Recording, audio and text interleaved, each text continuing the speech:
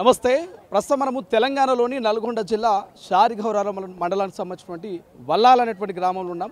1947 August 15న భారతదేశానికి స్వాతంత్రం వస్తే నిజాం పరిధిలో ఉన్నటువంటి తెలంగాణ కావచ్చు ఇతర ప్రాంతాలకు హైదరాబాద్ లాంటి సంస్థానానికి స్వాతంత్రం రాలే.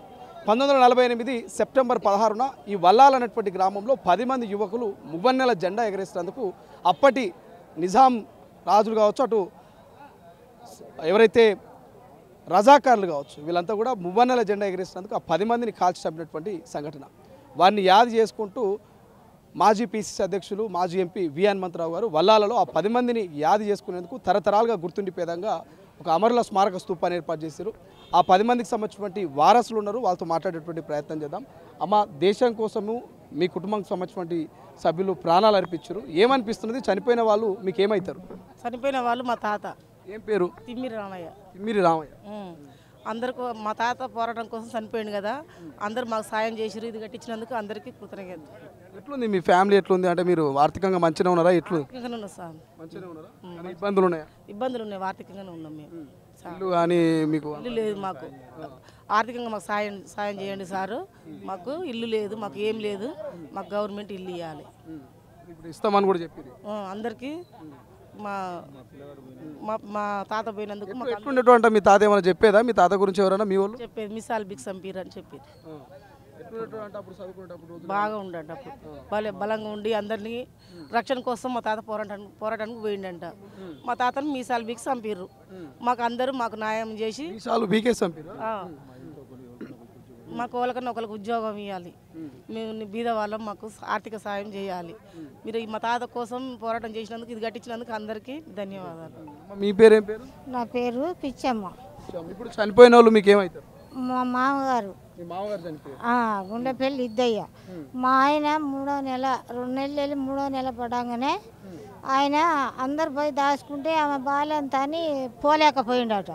పోలేకపోయే తరకునే దొరికిండు వాళ్ళకు, ఆ రజాకారులకు దొరికిండు. ఆయన దొరికితే ఏం చేసారట, అరే నిన్నేం చంపం కానీ పీనుగలన్నీ మొయ్యిరాండట. ఇప్పుడు 10 మందిని 9-10 మందిని మోసింది మీ మామనే? మా మామ. పీనుగలన్నీ మొయ్యిరా, నిన్నేం చంపనండట. ఆ పీనుగలన్నీ మోపించిర్రట. పీనుగలు మోపించినాక కంపెట్టాలు గుంజుకరాబెట్టిరట. కంపెట్కాయలు తెచ్చినాక పీనుగల మీద వేసినాక అట్టే తుపాయి బారబెట్టి వాళ్ళకు నూకిరట. ఇక మంటలకు నూకితే శంగ ఎగిరి చచ్చిండట. మా మామ చావంగానే ఏడిసి అన్నం పెట్టే దిక్కు లేక మా అత్త కూడా చనిపోయింది. మా ఆయన మా చిన్నమామ జాది అత్తర పెళ్లి చేస్తే నాకు కుటుంబం అట్ట ఉన్నది. నాకు ఒక్క కొడుకు, 5 బిడ్డలు. అయితే నాకు కూడా ఇల్లు లేదు, అంత ఆగమాగం ఉన్నది. నా కొడుకు పోలియా, 5 పిల్లలు. మా కొడుకు పోలియా. ఏదన్నా ఉద్యోగం ఇప్పిస్తే మేము జర్రా మొత్తం మీకు అందరికీ ధన్యవాదాలు. మా మామ పేరు మీద మా కుటుంబం జర్రా సాయం చేస్తే మాకు అందరికీ మీకు నమస్కారం. నా కుటుంబం పేద కుటుంబం. ఈ 9 మంది జెండా ఎగరేసినందుకు చంపితే ఆ 9 మంది శవాలను మోసి అల్లేసి శంగ ఎగిరిండట. మంట అంటియంగానే అల్లకు నూకిరాట. ఇక మా మామగారిని అల్లకు నూకంగానే శంగ ఎగిరి అందులోనే వెళ్ళలేకపోయి అందులోనే జీవిపోయిందట. ఆ పీనుగాలు మోసింది ఆయన చెప్పిండు కదా, ఆయన ఎవరో కాదు మా మామగారే పీనుగాలు మోసింది. ఎవరైనా చెప్తారు ఊళ్ళో, ఇంకా 5-6 ఉండ్రు అప్పటోళ్ళు చూసిన వాళ్ళు. శంగ ఎగిరి చచ్చిండట, ఘోరంగా చచ్చిండట ఆయన. ఇంకా ఘోరంగా చచ్చిండ. దిక్కు లేక తల్లిదారు లేక మా ఆయన కూడా ఘోరంగా బతికి ఆడ ఈడ బువ్వకు జీతం ఉండి బతికి ఆ సినిమా అత్తర బుత్తర ఆయన సంబంధం చూసి నన్ను లేస్తే కన్నసరలో పడి అట్ట ఉన్నా. మా ఆయన కూడా చనిపోయిండు. నాకు ఒక కొడుకు, 5 బిడ్డలు, ఒక కొడుకు, 6 నాకు 6 5 బిడ్డలు, ఒక కొడుకు. నా కొడుకు పోలియో ఉంది. నాకు ఇల్లు లేదు. ఏదైనా జాబ్ ఇప్పిరు. నా కొడుకు పోలియో ఉంది. మీకేమవుతారు?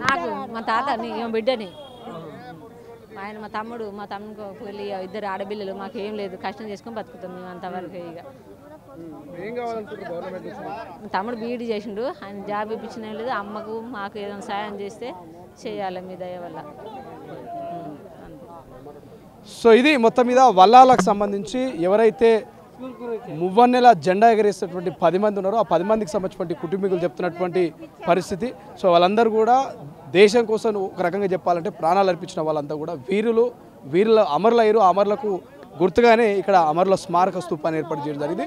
సో ప్రభుత్వం కూడా వారికి అండగా ఉంటామని చెప్పింది. ఖచ్చితంగా డబుల్ బెడ్రూమ్ కావచ్చు, ఉద్యోగ విషయాలు కావచ్చు, అన్ని రకాలుగా వారికి మరి అండగా ఉంటామని చెప్పారు. బట్ ఏదేమైనప్పటికీ ప్రాణాలు అర్పించిన 10 మందిని ఎప్పటికీ యాద చేసుకునే విధంగా స్మారక స్తూపాన్ని కట్టడం మాత్రం నిజంగా మహేష్ కుమార్ గౌడ్ కావచ్చు, లేకపోతే ఏదైతే మాజీ పిసిసి అధ్యక్షులు హనుమంతరావు గారు కావచ్చు, గ్రామస్తులంతా కూడా ఎప్పటికీ రుణపడి ఉంటామంటూ చెప్తున్నటువంటి పరిస్థితి. కెమెరా పర్సన్ సతీష్తో శ్రీశైలం, తొలి వెలుగు, వల్లాల. అసలైన తొలి వెలుగు.